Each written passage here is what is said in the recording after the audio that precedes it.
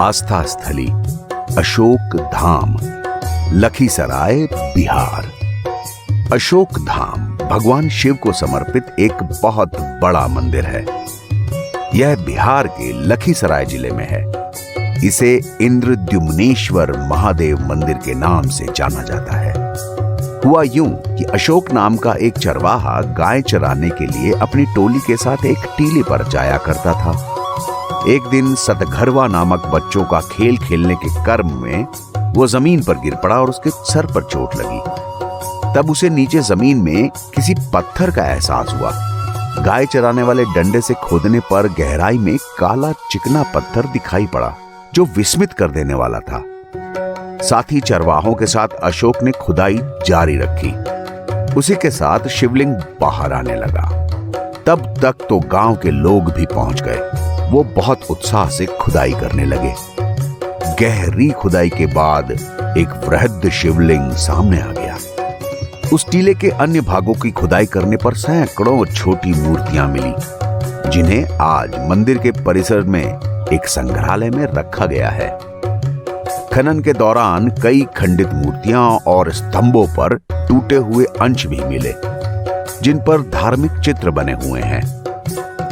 7 अप्रैल 1977 को सबसे पहले अशोक की दृष्टि पड़ी थी और उसके बाद शिवलिंग को बाहर निकालने के कारण उस स्थान का नाम लोगों ने अशोक धाम रख दिया। शिवलिंग का नाम वहां के शास्त्र मर्मज्ञ स्थानीय इतिहास के ज्ञाता पंडित कामेश्वर पांडेय जी की सलाह पर इंद्रद्युम्नेश्वर रखा गया। इंद्रद्युम्न पाल वंश के आखिरी शासक थे।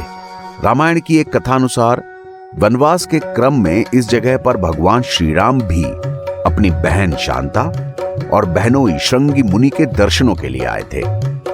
तब भगवान राम ने सबसे पहले यहां अपने आराध्य शंकर भगवान की पूजा की।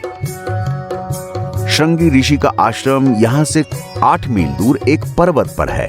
संभव है ये वही शिवलिंग हो।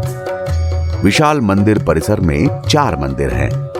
केंद्र में विशाल इंद्रद्युम्नेश्वर महादेव का मंदिर है। इस मंदिर को घेरे हुए 3 और मंदिर हैं, जो मां पार्वती, नंदी और देवी दुर्गा को समर्पित हैं। यहां से पटना 140 किलोमीटर की दूरी पर है।